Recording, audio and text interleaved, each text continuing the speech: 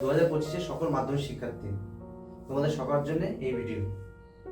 আমরা জানি যে তোমাদের প্রিপারেশন এতক্ষণে হয়ে গেছে, মোটামুটি সব স্টুডেন্ট ভালোই প্রিপারেশন নিয়েছো আমি আশা করছি। তবু যে কটা সাবজেক্টে আমাদের সবচেয়ে বেশি ভয় তার মধ্যে একটা হচ্ছে হিস্ট্রি। কারণ আমরা 2018-17-18 পর থেকে যদি দেখি, হিস্ট্রিতে কিন্তু কিছুটা কোশ্চেন কঠিন হয় এবং সায়েন্সের স্টুডেন্টদের জন্য এটা খুব ভয়ের একটা বিষয়। তাই হিস্ট্রি যাতে সহজভাবে আমরা অ্যানালাইসিস করতে পারি বা হিস্ট্রি শেষ লাস্ট 20 দিনে আমরা কীভাবে সেটার প্রিপারেশন নেব তার জন্য ভিডিও করা।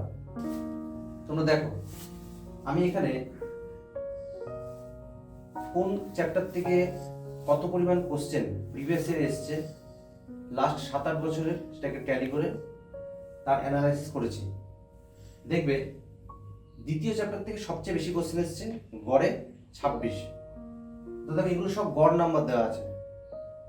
2016-17 থেকে 2024 অবধি সমস্ত ইয়ারের কোশ্চেনকে অ্যানালাইসিস করার পর কোন চ্যাপ্টার থেকে কত নম্বর আসে সেটা আমি বের করেছি।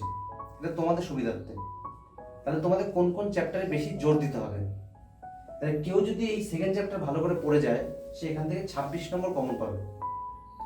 এখান থেকে প্রতি বছর 8 নম্বর, দুটো 4 নম্বর এবং 2-1 সব ধরনের কোশ্চেন থাকছে। তার পাশাপাশি দেখো 4 নম্বর চ্যাপ্টার, এটা আরেকটা ভাইটাল চ্যাপ্টার। এখান থেকে গড়ে 20 নম্বর মতন থাকে, কোনো বার 26ও ছিল এখানেও। এখান থেকে একটা 8 এবং 4 নম্বর থাকবে। তাহলে আমাদেরকে সেকেন্ড চ্যাপ্টার আর 4th চ্যাপ্টারের উপর বেশি গুরুত্ব দিতে হবে। এরপর আমরা চলে আসবো 5th এবং 7th। 5 নম্বর চ্যাপ্টার বিকল্প চিন্তা উদ্যোগ, এখান থেকে গড়ে 15 থেকে 20 নম্বর প্রতি বছর আসছে। এবং নারী ও ছাত্রের যে প্রান্তিক জনগোষ্ঠী নিয়ে যে চ্যাপ্টারটা, অর্থাৎ 7 নম্বর চ্যাপ্টার, এখান থেকেও গড়ে প্রায় 18 থেকে 20 নম্বর থাকে এবং লাস্ট বছর এখানে প্রায় 26 নম্বর মতন ছিল। অর্থাৎ কেউ যদি 4, 4, 2, 5 এবং 7 নম্বর চ্যাপ্টার খুব ভালো করে করো, সে 70-এর উপর নাম্বার পাবে। কারণ এই 4টে চ্যাপ্টারই তোমাদেরকে গড়ে 70 এনে দেবে এবং খুব ভালো করে পড়তে হবে। এই 4টে চ্যাপ্টার থেকে কোনো কোশ্চেন মিস করা যাবে না। এবার বাদ বাকি হচ্ছে প্রথম চ্যাপ্টার, শেষ চ্যাপ্টার। এখান থেকে প্রথম চ্যাপ্টার থেকে 4 নম্বর লাস্ট কয়েক বছর আসেনি, কিন্তু শেষ চ্যাপ্টার থেকে একটা 4 নম্বর পাবেই। 4 নম্বরের জন্য শেষ চ্যাপ্টার এবং শর্ট কোশ্চেন আর 2 নম্বরের জন্য প্রথম চ্যাপ্টার। এভাবে যদি তোমরা পড়ো, দেখবে হিস্ট্রি অনেক সহজ হয়ে গেছে এবং তুমি নিজেই বুঝতে পারছো যে কোথা থেকে কোন কোশ্চেন আসতে পারে। আমি এই পুরো চ্যাপ্টার, যে কটা চ্যাপ্টার আছে সেগুলোকে অ্যানালাইসিস করে কোন কোন কোশ্চেনগুলোর উপর বেশি জোর দিতে হবে তার একটা লিস্ট তৈরি করেছি। সেটা আমি তোমাদের সামনে এখনই বলবো। শুধু আমি এইটুকুনি বলবো, আমি আশা করছি তোমাদের সবার টেস্ট পেপার কমপ্লিট, কারণ আর সময় নেই, এবং প্রিপারেশন কমপ্লিট। এরপরও আমার যে কোশ্চেনগুলো মনে হয়েছে যে সবচেয়ে বেশি টেস্ট পেপারে আছে বা সবচেয়ে বেশি ইম্পর্টেন্ট এবছরের জন্য, সেগুলো আমি একটা লিস্ট করে দেবো। তোমরা তোমাদের মধ্যে মিলিয়ে নেবে। তার মধ্যে যদি কোনো কোশ্চেন তোমাদের মনে হয় যে না, এই কোশ্চেনটা আমার এখন অবধি দেখা হয়নি, তাহলে কিন্তু অবশ্যই দেখে নেবে। কারণ হিস্ট্রিতে কমন পাওয়া খুব কঠিন ব্যাপার, তবু আমরা চেষ্টা তো করতে পারি। তাই আমি আমার 100% দিয়ে অ্যানালাইসিস করে বিভিন্ন টেস্ট পেপার, প্রিভিয়াস ইয়ারের কোশ্চেন ঘেটে এই কোশ্চেনগুলো রেডি করেছি। তোমাদের জন্য 2025 মাধ্যমিকের 4 নম্বর ও 8 নম্বরের সাজেশন হলো এটি। 8 নম্বরের জন্য এবার মাধ্যমিকের সবচেয়ে গুরুত্বপূর্ণ কোশ্চেনগুলি হলো: সশস্ত্র বিপ্লবী আন্দোলনে নারীদের ভূমিকা লেখো। রবীন্দ্রনাথ ঠাকুরের প্রকৃতিকেন্দ্রিক যে শিক্ষা চিন্তা, অর্থাৎ মানুষকে নিয়ে, প্রকৃতিকে নিয়ে রবীন্দ্রনাথ ঠাকুর যে শিক্ষা চিন্তা, সেটি আলোচনা করো। মহাবিদ্রের চরিত্র বা প্রকৃতি আলোচনা করো। লেখা ও রেখায় কিভাবে ভারতের জাতীয়তাবাদী বিকাশ ঘটেছে তার সম্পূর্ণ ব্যাখ্যা দাও। এক্ষেত্রে তোমাদের যে ধরনের বই এবং আঁকা, অর্থাৎ ভারতমাতা, ব্যঙ্গচিত্র, তার পাশাপাশি আনন্দমঠ, গোড়া, বর্তমান ভারত, সব সম্বন্ধে লিখতে হবে। পরের কোশ্চেন হচ্ছে বঙ্গভঙ্গ বিরোধী আন্দোলনে নারী সমাজ কীভাবে অংশগ্রহণ করেছিল, তাদের আন্দোলনের সীমাবদ্ধতা লেখো।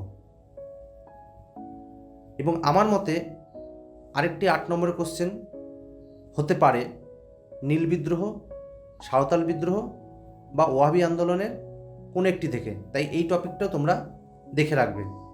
যদিও এই চ্যাপ্টার থেকে কোনো বড় কোশ্চেন আসে না, সেভাবে প্রিভিয়াস ইয়ারে আসেনি, তো এবার আসার চান্স আছে। আচ্ছা, এবার আমরা 4 নম্বর কি ইম্পর্টেন্ট আছে আসার মতন কোশ্চেন দেখে নেব। প্রথমে হচ্ছে নারী শিক্ষা প্রসারে বিদ্যাসাগরের ভূমিকা লেখো। শিক্ষায় প্রাচ্য ও পাশ্চাত্যবাদী বিতর্ক কী? গ্রাম বার্তা প্রকাশিকার 19 শতকের বাংলায় গ্রামীণ সমাজে কিরূপ ছবি ফুটে উঠেছিল আলোচনা করো। লালন ফকির সর্বধর্ম সমন্বয়ের ক্ষেত্রে কিরূপ ভূমিকা নিয়েছে লেখো। আমি এখানে কিছু কোশ্চেন এমন দিয়েছি, বিশেষ করে দ্বিতীয় চ্যাপ্টার থেকে, যেগুলো এর আগে রিপিট হয়নি।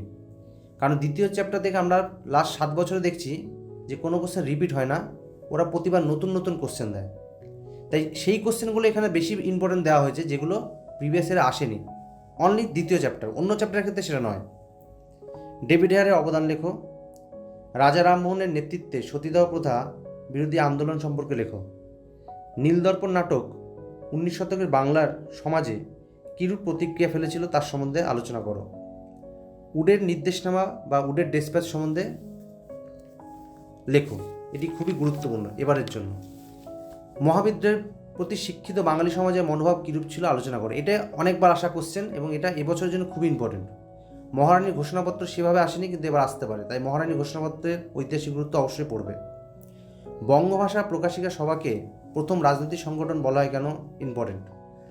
ভারত সভা সম্পর্কে ভালো করে দেখে রাখবে, তাই আমি এখানে বলেছি ভারত সভা সম্পর্কে টিকা লেখো। ভারত সভা সংক্রান্ত যে কোনো কোশ্চেন আসতে পারে। বর্তমান ভারতে কিভাবে জাতীয়তাবাদী চেতনা বিস্তারের গুরুত্বপূর্ণ ভূমিকা নিয়েছিল আলোচনা করো।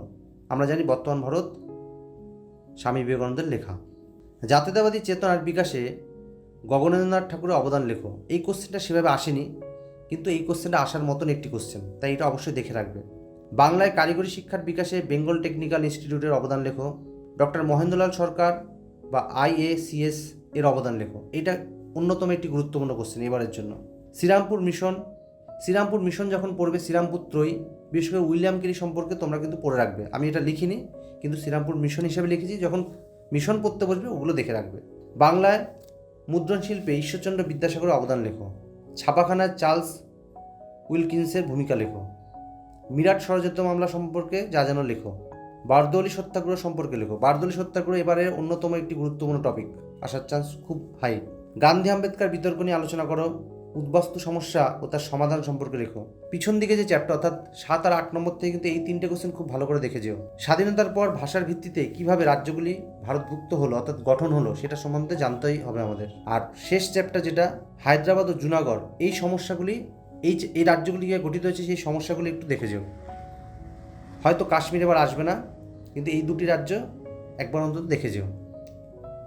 আমার বলার কথা একটাই, এই সমগ্র চার যে কটা 25টা কি 26টা চার আছে, এখান থেকে হয়তো 8টা কোশ্চেন আসবে।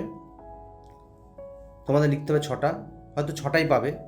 কিন্তু তুমি যদি এক্সট্রা কোশ্চেন পড়ে রাখো, তোমাদের আলাদা করে 2 নম্বর পড়তে হবে না। তোমাদের 2 নম্বরের জন্য এই 4 নম্বর থেকে কাজ হয়ে যাবে। তাই 2 মার্কস আলাদা করে না পড়ে 4 মার্কস হিসেবে যদি পড়ো, তাহলে 2তেও কাজে লাগবে, আবার 4এও কাজে লাগবে। এখানে আমাদের এবারের মাধ্যমিক 2025 ইতিহাসের সমস্ত প্রশ্ন যেগুলো সম্ভাব্য আসতে পারে আলোচনা শেষ হলো। আশা করি তোমাদের এখানে অনেকগুলো কোশ্চেনই পড়া আছে। তোমরা হয়তো এটাকে যখন প্রিপারেশন নিয়ে পড়েছো তখন এগুলো সব পড়ে ফেলেছো। হয়তো 2-1টা কোশ্চেন তোমাদের কাছে নতুন থাকতে পারে, সেগুলো কিন্তু তোমরা অবশ্যই দেখে নিও। আর যদি বুঝতে কোনো অসুবিধা হয়, কারো কোনো জিজ্ঞাসা থাকে, তাহলে অবশ্যই কমেন্ট বক্সে জানাবে। আমি চেষ্টা করব তোমাদের সমস্ত প্রশ্নের সমাধান করে দেওয়ার। সামনে এই চ্যানেলটিকে ফলো করো, সামনে আরও পরীক্ষা সংক্রান্ত নানান ভিডিও আসবে এবং মাধ্যমিক পরীক্ষা যাওয়ার আগে কিছু গুরুত্বপূর্ণ টিপস তোমরা এখানে পেয়ে যাবে। সবাই ভালো থেকো, আরও ভালো করে প্রিপারেশন নাও। মাধ্যমিক কিন্তু এবার ফাটিয়ে দিতে হবে। All the best.